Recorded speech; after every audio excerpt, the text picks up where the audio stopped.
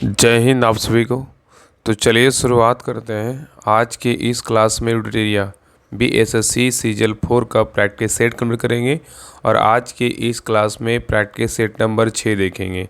इसके पहले 1 से 5 तक करवा चुके हैं। अगर कोई भी क्लास छूट गया है जाके प्लेलिस्ट चेक कीजिएगा, आपको 1 से लेकर 6 तक आपको सारा क्लास मिल जाएगा। तो ध्यानपूर्वक पूरी क्लास को देखिएगा और अंत तक क्लास को ज़रूर देखिएगा, तभी जो है क्लास का आपको 100% फ़ायदा मिलेगा। और लास्ट में आप लोग कमेंट कर दिया कि आप लोग का 75 में कितना मार्क्स आया। तो चलिए शुरुआत करते हैं प्रैक्टिस सेट नंबर 6। तो देखिए प्रैक्टिस सेट नंबर 6 का पहला क्वेश्चन कह रहा है कि माइटोकॉन्ड्रिया की कोशिका का शक्ति गृह जो है ना क्यों कहा जाता है, बताइए। यहाँ पे बहुत अच्छा क्वेश्चन है, कह रहा है कि माइटोकॉन्ड्रिया को कोशिका का शक्ति गृह क्यों कहा जाता है, बताइए क्या कारण है। तो एक का से उत्तर होगा ऑप्शन नंबर सी। यह ऊर्जा का जो है ना ऊर्जा एटीपी का निर्माण करता है, मतलब ऊर्जा का निर्माण करता है, इसलिए माइटोकॉन्ड्रिया को कोशिका का शक्ति गृह कहा जाता है। याद रखिएगा कि माइटोकॉन्ड्रिया कोशिका का वह अंग है जो ग्लूकोज के विघटन के माध्यम से एटीपी मतलब एडिनोसिन ट्राइफॉस्फेट नामक ऊर्जा अणु का निर्माण करता है, और यह प्रक्रिया कोशिका स्रवण जो है ना कहलाती है। चलिए आगे देखिए क्वेश्चन नंबर 2 पे, निम्न में से किस शैवाल का उपयोग भारतीय उपमहाद्वीपों में भोजन के रूप में होता है, बताइए। क्वेश्चन कर निम्न में से किस शैवाल का उपयोग भारतीय उपमहाद्वीप में भोजन के रूप में होता है, किसका होता है, बताइए। तो 2 का से उत्तर होगा ऑप्शन नंबर बी, अम्लीकस का होता है। किसका होता है, अम्लीकस का होता है। याद रखिएगा कि शैवाल जो है ना शैवाल पादप जगत के थैलोफाइटा वर्ग से संबंधित है, और यह हरित लवक युक्त संवहन उत्तक संवहनीय जो है उत्तक रहित स्वपोषी होता है, और यह एक प्रकाश संश्लेषण द्वारा अपना भोजन का निर्माण करता है। चलिए आगे देखिए कह रहा निम्नलिखित में से कौन कर्ण अस्थियाँ नहीं है। यहाँ पे कर्ण अस्थियाँ पूछा है कि कौन जो है ना कर्ण अस्थियाँ नहीं है, बताइए कौन नहीं है, बताइए। तो 3 का से उत्तर होगा ऑप्शन नंबर डी, कार्पल्स नहीं है लेकिन मैलियस है, इनकस है, एस्टेपस है। नेक्स्ट है ये कह रहा अग्नाशय किस ग्रंथि का उदाहरण है, बताइए। अग्नाशय जो है किस ग्रंथि का उदाहरण है। तो 4 का से उत्तर होगा ऑप्शन नंबर सी, मिश्रित ग्रंथि का है। किसका है, तो मिश्रित ग्रंथि का है। नेक्स्ट चाहिए कह रहा है किसी तत्व के धनात्मक और ऋणात्मक आवेशित होने के लिए कौन उत्तरदायी है, बताइए। कह रहा है किसी तत्व के धनात्मक या ऋणात्मक आवेशित होने के लिए कौन उत्तरदायी है। तो 5 का से उत्तर होगा ऑप्शन नंबर बी, इलेक्ट्रॉन क्या है, उत्तरदायी है। नेक्स्ट है कह रहा उदासीन गैसीय परमाणु के बाह्यतम कक्षा या कोष से एक इलेक्ट्रॉन को हटाने के लिए निम्न में से किसकी आवश्यकता होती है, बताइए। कह रहा उदासीन गैसीय परमाणु के बाह्यतम कक्षा या कोष से एक इलेक्ट्रॉन को हटाने के लिए निम्न में से किसकी आवश्यकता होती है, बताइए। तो 6 का से उत्तर होगा ऑप्शन नंबर एक, आयनन ऊर्जा का जो है ना आवश्यकता होता है। नेक्स्ट है कह रहा निम्नलिखित में से कौन सा रसायन मच्छर भगाने वाली दवाओं में सक्रिय रूप से पाई जाती है, बताइए। क्वेश्चन कर रहा है निम्नलिखित में से कौन सा रसायन मच्छर भगाने वाली दवाओं में सक्रिय रूप से पाई जाती है। तो 7 का से उत्तर होगा ऑप्शन नंबर बी, एलिथ्रीन है। कौन है, एलिथ्रीन है। नेक्स्ट है कह रहा है कि ठोस कार्बन डाइऑक्साइड को किस दाब पर संग्रहित किया जाता है, बताइए। कह रहा है ठोस कार्बन डाइऑक्साइड को किस दाब पर संग्रहित किया जाता है, बताइए क्या होगा। तो 8 का से उत्तर होगा ऑप्शन नंबर सी, क्या होगा, तो उच्च दाब होगा। नेक्स्ट है कह रहा है कि मेडुला ऑब्लागेंटा निम्नलिखित में से किस अंग का हिस्सा है, बताइए। मेडुला ऑब्लागेंटा निम्नलिखित में से किस अंग का हिस्सा है, बताइए क्या होगा। तो 9 का से उत्तर होगा ऑप्शन नंबर बी, मस्तिष्क का है। किसका है, तो मस्तिष्क का है। याद रखिएगा बस मस्तिष्क के जो है 2 भाग होते हैं, एक होता है सेरिबेलम होता है, एक होता है क्या, मेडुला ऑब्लागेंटा होता है। नेक्स्ट आइए करण निम्नलिखित में से कौन सा विषाणु जनित रोग नहीं है, मतलब कौन इसमें जो है ना विषाणु से होने वाला रोग नहीं है, बताइए कौन नहीं है।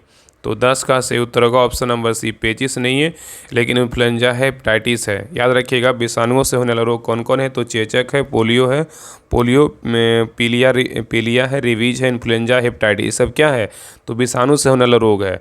अगर जीवाणु से होने वाला रोग बोलेगा तो कौन कौन है, टिटेनस है, निमोनिया है, टाइफाइड है, हैजा है, और क्या है, तो क्षय रोग है। नेक्स्ट क्वेश्चन पे आइए कह रहा है कि किस वर्ग के पौधे को पादप वर्ग का उभयचर कहा जाता है, किसको बोलते हैं, बताइए। किस वर्ग के पौधे को पादप वर्ग का उभयचर कहा जाता है। तो 11 का सही उत्तर होगा ऑप्शन नंबर ब्रायोफाइटा। क्या होगा, ब्रायोफाइटा। नेक्स्ट है कह रहा है कि पौधे में किस हार्मोन के संचार के कारण वे प्रकाश की ओर झुके जाते हैं, बताइए। कह रहा पौधे में किस हार्मोन के संचार के कारण वे प्रकाश की ओर झुक जाते हैं।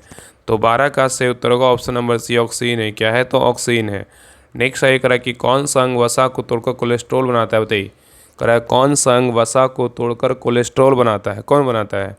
तो 13 का सही उत्तर होगा ऑप्शन नंबर एक, क्या होगा, एकरीत होगा। क्या होगा, एकरीत होगा। नेक्स्ट सही करा कि कोका कोला जैसे पेय पदार्थों में किस अम्ल की उपस्थिति के कारण खट्टा स्वाद का अनुभव होता है, बताइए। क्वेश्चन कर रहा है कि कोका कोला जैसे पेय पदार्थों में किस अम्ल की उपस्थिति के कारण खट्टा स्वाद का अनुभव होता है, बताइए क्या होगा। तो 14 का सही उत्तर होगा ऑप्शन नंबर 1 फास्फोरिक अम्ल होगा। क्या होगा? फास्फोरिक अम्ल होगा। तो याद रखिए कोका कोला में फास्फोरिक अम्ल की उपस्थिति के कारण उसका स्वाद का कैसा होता है? तो खट्टा होता है। नेक्स्ट आइए करा एक स्थिर ताप। करा स्थिर ताप पर गैस के नियत मात्रा का आयतन उसके दाब के व्युत्क्रमानुपाती होता है, यह नियम क्या कहलाता है, बताइए। क्वेश्चन कर रहा है कि स्थिर ताप पर गैस के नियत मात्रा का आयतन उसके दाब के व्युत्क्रमानुपाती होता है, यह नियम क्या कहलाता है। तो 15 का सही उत्तर होगा ऑप्शन नंबर 1 बॉयल का नियम है। क्या है? तो बॉयल का नियम है। नेक्स्ट आइए अगर एक लोहे में जंग लगने के लिए निम्नलिखित में से किसकी आवश्यकता होती है, बताइए। लोहे में जंग लगने के लिए निम्नलिखित में से किसकी आवश्यकता होती है। तो 16 का सही उत्तर होगा ऑप्शन नंबर बी ऑक्सीजन तथा जल की आवश्यकता होती है। नेक्स्ट है निम्न में से कौन सी धातु अम्ल से हाइड्रोजन गैस विस्थापित करती है, बताइए। निम्न में से कौन सी धातु अम्ल से हाइड्रोजन गैस विस्थापित करती है, बताइए कौन करता है। तो 17 का सही उत्तर होगा ऑप्शन नंबर 1 मैग्नीशियम करता है। कौन करता है? मैग्नीशियम करता है। चलिए आगे देखिए। नेक्स्ट सही करा एक हाइड्रोकार्बन जिसमें कार्बन के 2 परमाणु द्विबंध द्वारा जुड़े हो क्या कहलाता है, बताइए। क्वेश्चन कर रहा है कि एक हाइड्रोकार्बन जिसमें कार्बन के 2 परमाणु द्विबंध द्वारा जुड़े हो क्या कहलाता है। तो 18 का सही उत्तर होगा ऑप्शन नंबर बी एल्कीन होता है। क्या कहता है? एल्कीन कहलाता है। नेक्स्ट सही करा कि हाइड्रोक्लोरिक एसिड कांच की बोतल में नहीं रखा जाता है क्योंकि वह अभिक्रिया करता है, किससे, बताइए। करा हाइड्रोक्लोरिक एसिड कांच की बोतल में नहीं रखा जाता है क्योंकि वह अभिक्रिया करता है, किससे, बताइए। तो 19 का सही उत्तर होगा ऑप्शन नंबर सी कांच के सिलिकॉन डाइऑक्साइड से करता है। तो याद रखिएगा कि हाइड्रोजन क्लोराइड गैस का जलीय विलयन ही हाइड्रोक्लोरिक अम्ल कहलाता है। जैसे कि इसमें कांच की बोतल में नहीं रखा जाता है क्योंकि यह कांच के सिलिकॉन डाइऑक्साइड से अभिक्रिया करता है और प्रयोगशाला में इसका जो है ना प्रयोग अभिक्रमक के रूप में किया जाता है। चलिए आगे देखिए। नेक्स्ट आइए निम्नलिखित में से किसका अपवर्तनांक सबसे अधिक होता है, बताइए। निम्नलिखित में से किसका अपवर्तनांक सबसे अधिक होता है, किसका होता है, बताइए। तो 20 का सही उत्तर होगा ऑप्शन नंबर 1 कार्बन डाइऑक्साइड का होता है। नेक्स्ट सही करा है कि सरल आवर्त गति में एक सरल लोलक के लिए निम्नलिखित कथनों में से कौन सा कथन सही है, बताइए। करा है कि सरल आवर्त गति में एक सरल लोलक के लिए निम्नलिखित में कथनों में से कौन सही है, बताइए इसमें कौन सही है। तो 21 का सही उत्तर होगा ऑप्शन नंबर 1 मध्य स्थिति में गतिज ऊर्जा क्या होगा, अधिकतम होती है। नेक्स्ट सही करा कि डॉपलर प्रभाव निम्न में से किसके लिए लागू होता है, बताइए। डॉपलर प्रभाव निम्नलिखित में से किसके लिए लागू होता है। तो 22 का सही उत्तर होगा ऑप्शन नंबर सी सापेक्ष गति के लिए क्या होता है, लागू होता है। नेक्स्ट सही करा कि सौरमंडल का हीलियोसेंट्रिक मॉडल सर्वप्रथम किसके द्वारा प्रस्तुत किया गया था, बताइए। क्वेश्चन कर रहा है कि सौरमंडल का हीलियोसेंट्रिक मॉडल किसके द्वारा प्रस्तुत किया गया था सर्वप्रथम, बताइए। तो 23 का सही उत्तर होगा option number D Nicolaus Copernicus के द्वारा जो है ना प्रस्तुत किया गया था। तो याद रखिएगा कि सौरमंडल का हीलियोसेंट्रिक मॉडल को सर्वप्रथम निकोलस कोपर्निकस के द्वारा प्रस्तुत किया गया था और यह सिद्धांत में कोपर्निकस ने बताया था कि सूर्य ब्रह्मांड के केंद्र पर है तथा ग्रह इसकी परिक्रमा करता था, अर्थात इन्होंने सूर्य की ब्रह्मांड को केंद्र माना।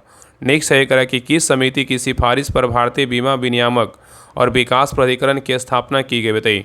क्वेश्चन कर रहा है किस समिति की सिफारिश पर भारतीय बीमा विनियामक और विकास प्राधिकरण की स्थापना की गई, बताइए क्या होगा। तो 24 का सही उत्तर होगा option number C R N. Malhotra समिति। क्या है? तो आर.एन. मल्होत्रा समिति है। नेक्स्ट है निम्न में से कौन सा मुद्रास्फीति तथा बेरोजगारी मध्य संबंधों को दर्शाता है, बताइए। निम्न में से कौन सा मुद्रास्फीति तथा बेरोजगारी मध्य संबंधों को दर्शाता है। तो 25 का सही उत्तर क्या होगा, ऑप्शन नंबर 1 फिलिप्स वक्र होगा। क्या होगा? फिलिप्स वक्र होगा। नेक्स्ट सही करा कि न्यायपूर्ण वितरण एवं समानता के साथ विकास किस पंचवर्षीय योजना को सर्वोच्च जो है प्राथमिकता थी, बताइए। क्वेश्चन कर रहा है कि न्यायपूर्ण वितरण एवं समानता के साथ विकास किस पंचवर्षीय योजना की सर्वोच्च प्राथमिकता थी, बताइए कौन सा योजना का था। तो 26 का सही उत्तर होगा ऑप्शन नंबर बी 9वीं पंचवर्षीय योजना का था। याद रखिएगा कि 9वीं जो पंचवर्षीय योजना था 1997 से 2002 के बीच था। तो कह रहा है कि 9वीं पंचवर्षीय योजना की सर्वोच्च प्राथमिकता न्यायपूर्ण वितरण एवं समानता के साथ विकास था। नेक्स्ट है ये कह रहा है कि सार्वजनिक वितरण प्रणाली पीडीएस का संचालन किसके द्वारा किया जाता है, बताइए। सार्वजनिक वितरण प्रणाली पीडीएस का संचालन किसके द्वारा किया जाता है।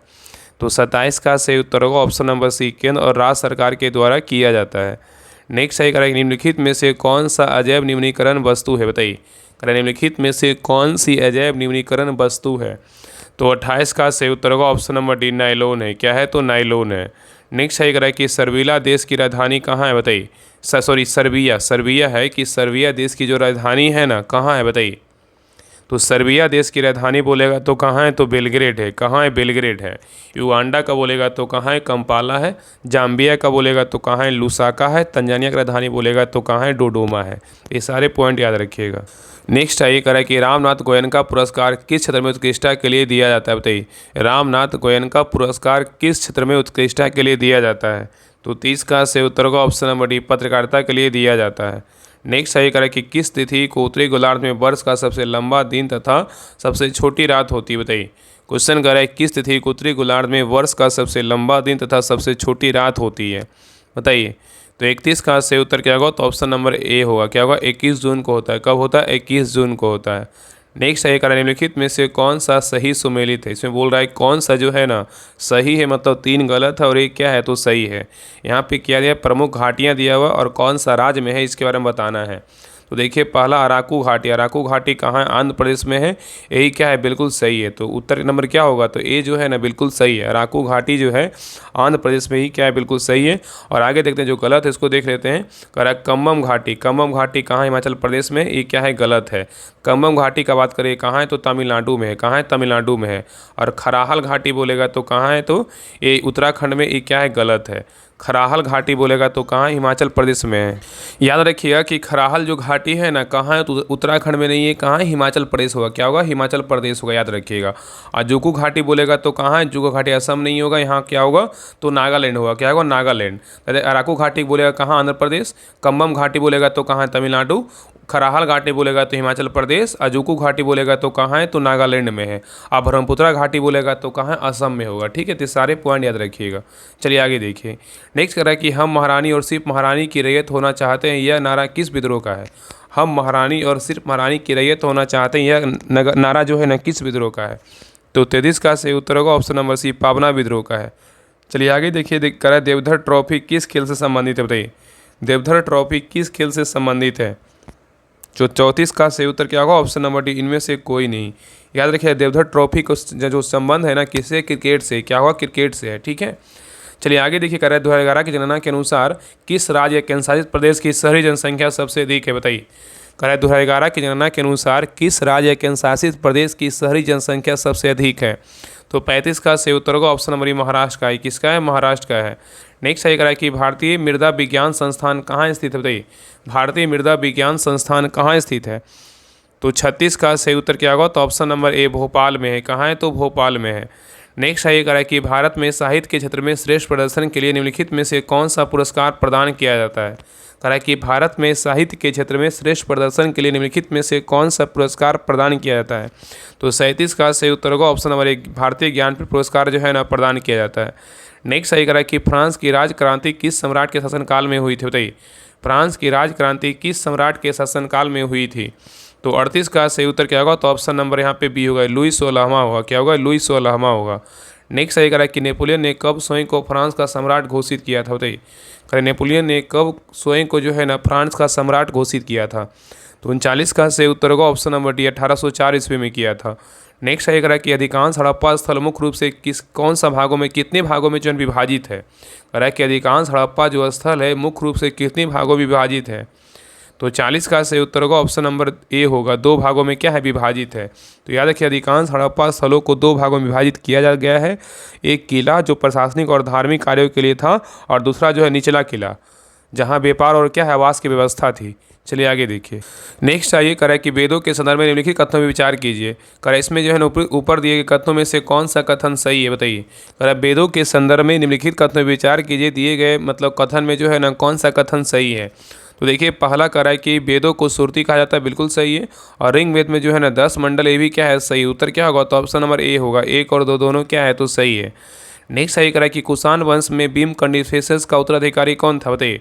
कुषाण वंश में भीम कंडिफेसेस का उत्तराधिकारी कौन था? तो 42 का सही उत्तर होगा ऑप्शन नंबर ए, कनिष्क था। कौन था? कनिष्क था।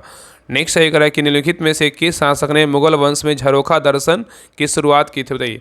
करा निम्नलिखित में से किस शासक ने मुगल वंश में झरोखा दर्शन की शुरुआत की थी। 43 का से उत्तर होगा ऑप्शन नंबर 1 अकबर किया था। कौन किया था? अकबर किया था। नेक्स्ट है करा कि तुकारोई का युद्ध जिसमें अकबर ने बंगाल और बिहार की सल्तनत को हराया था, कब लड़ा गया था, बताइए। करा कि तुकारोई का युद्ध जिसमें अकबर ने बंगाल और बिहार की सल्तनत को हराया था, कब लड़ा गया था। तो 44 का से उत्तर का ऑप्शन नंबर डी 1575 में लड़ा गया था।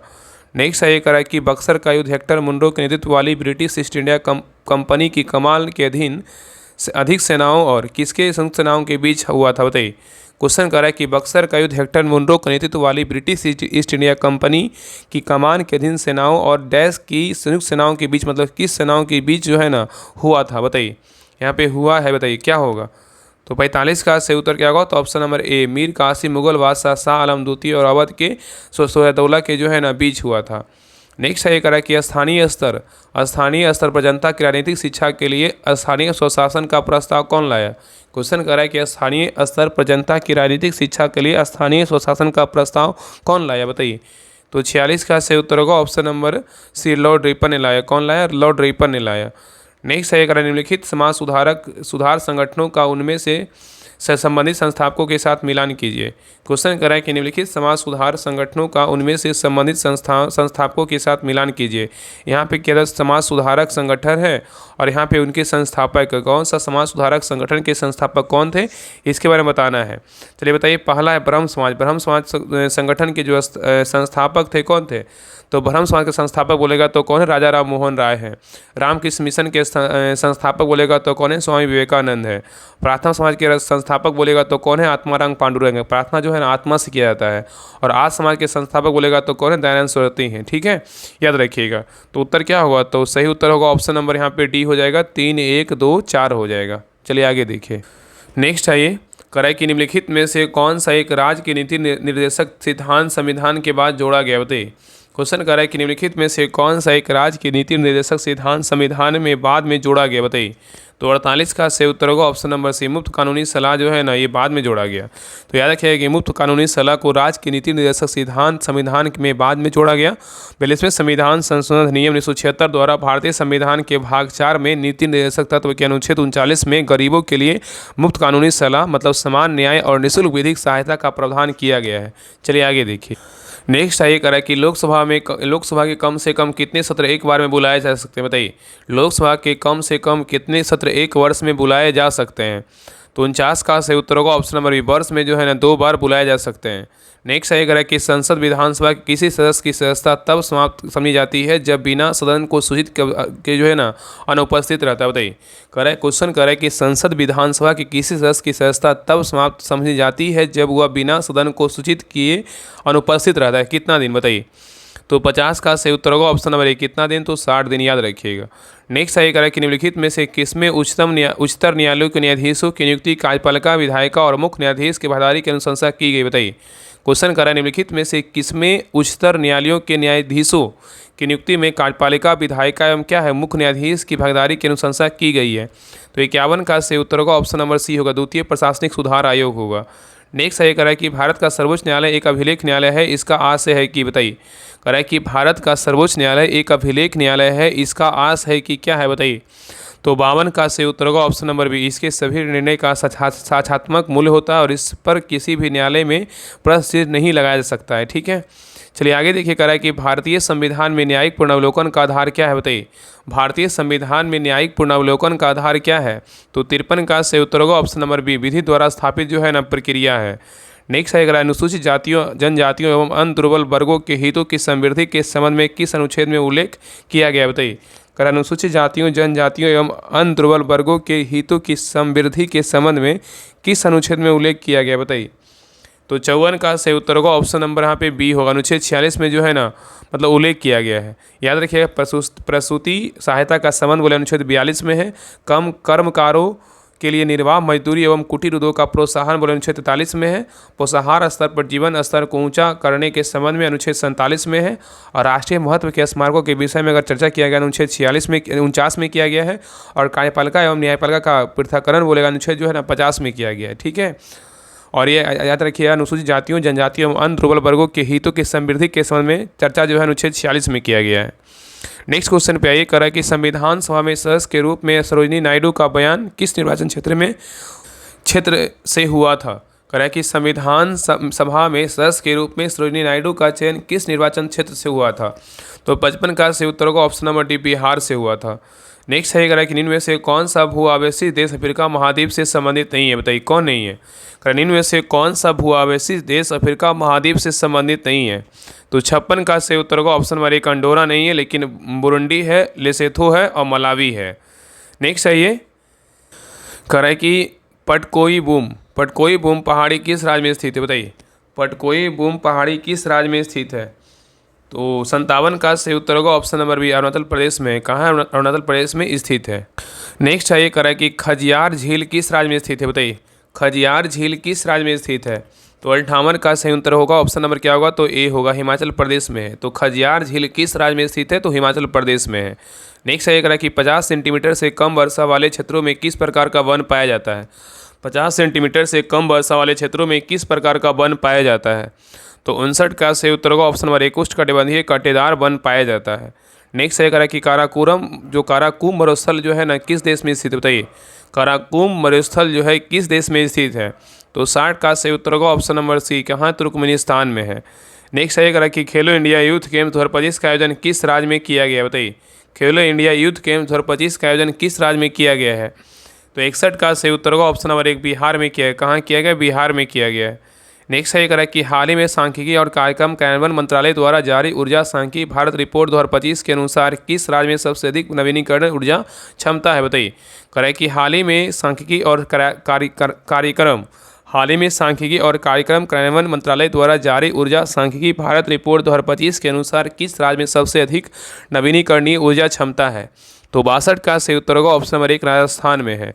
चलिए आगे देखिए करा कि किस राज्य सरकार ने शून्य गरीबी के लक्ष्य को प्राप्त करने हेतु स्वर्णधार विजन 2047 जो है ना लॉन्च किया गया है। करा किस राज्य सरकार ने शून्य गरीबी के लक्ष्य को प्राप्त करने हेतु स्वर्णाध्र विजन 2047 जो है ना लॉन्च किया गया है। तो 63 का से उत्तर होगा ऑप्शन नंबर क्या हो जाएगा, तो डी होगा, आंध्र प्रदेश। क्या होगा, तो आंध्र प्रदेश होगा।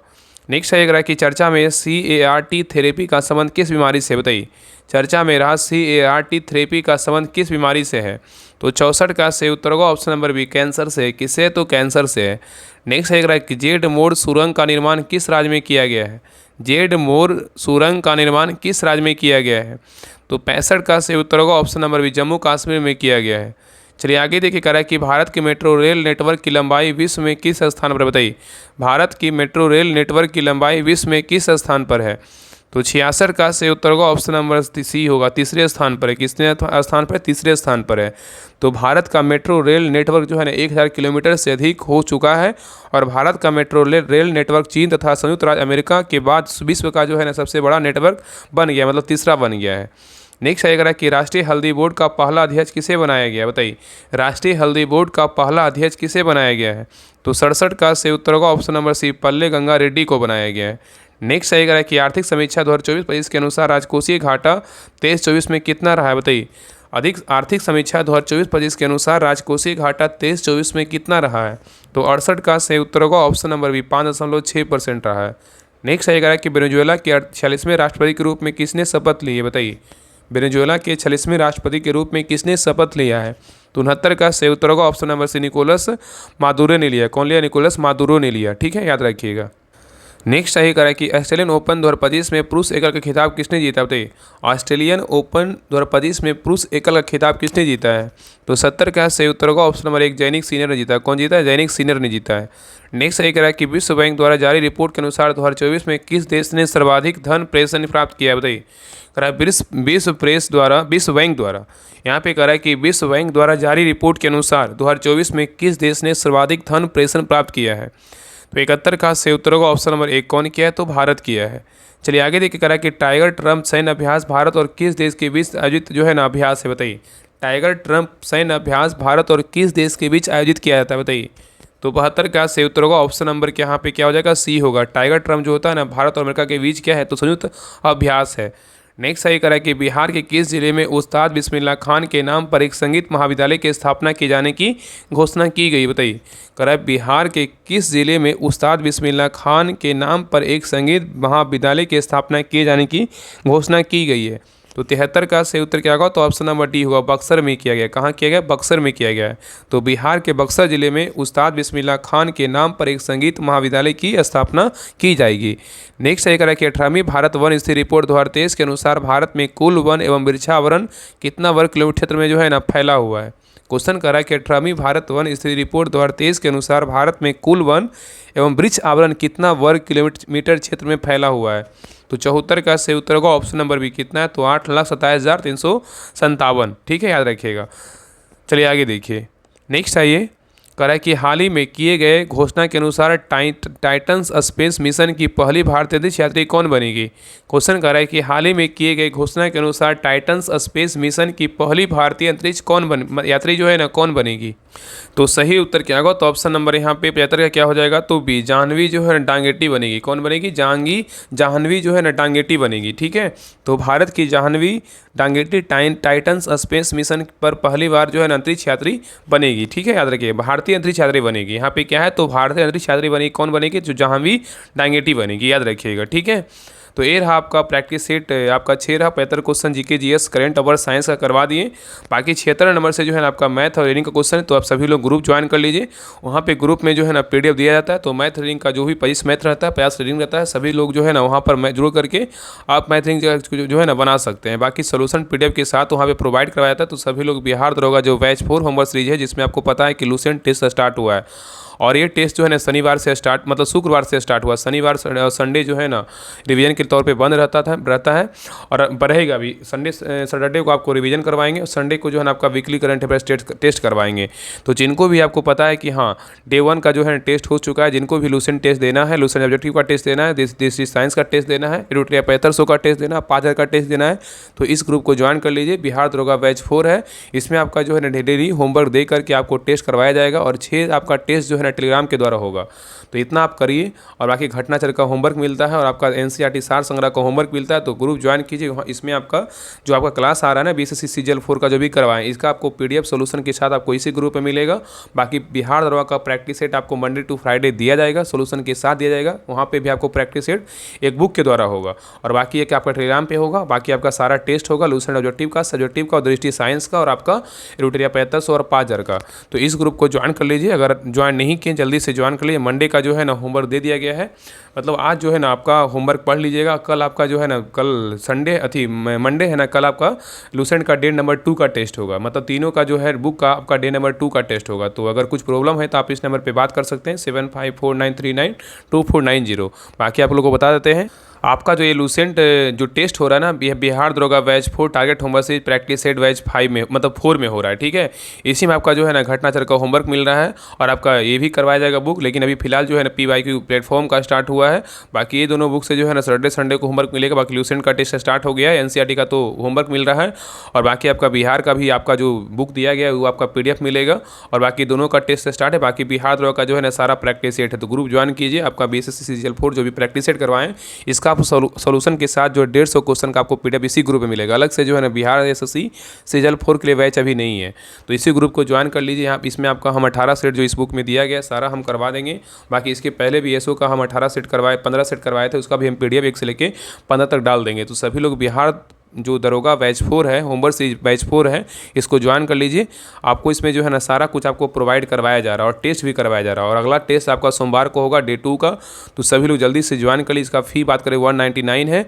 199 जो है इस नंबर पर पेमेंट कर लीजिए। क्या है तो फ़ोनपे नंबर है, और यही क्या है तो व्हाट्सएप नंबर है। इस नंबर पर पेमेंट करके जो है ना आप स्क्रीनशॉट व्हाट्सएप पर सेंड कर दिए, आपको 10 मिनट के अंदर आपको ग्रुप का लिंक आपको मिल जाएगा।